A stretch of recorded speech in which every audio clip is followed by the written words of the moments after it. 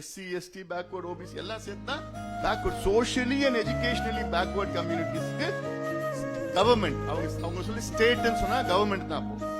Government affirmative action கொடுக்கணும்.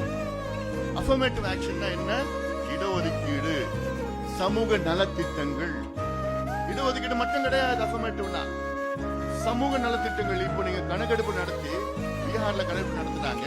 அந்த கணக்கெடுப்புல பார்த்தாங்க 2,30,000 குடும்பங்கள், 60,000 30,000 தெரியல, 2,00,000 சில குடும்பங்கள் வந்து மாதம் 6,000 ரூபாய்க்கு வருமானத்துக்கு கீழ் அவங்களுக்கு வருமானம் வருது.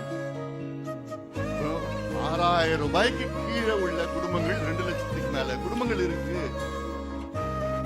அப்ப அந்த 2,30,000 குடும்பங்களுக்கு அங்க முதலமைச்சர் என்ன பண்ணிருக்கிறாரு? கூடுதலா அந்த குடும்பத்துக்கு ஆண்டு ஒரு மாதம் ஒரு 10,000 ரூபாய்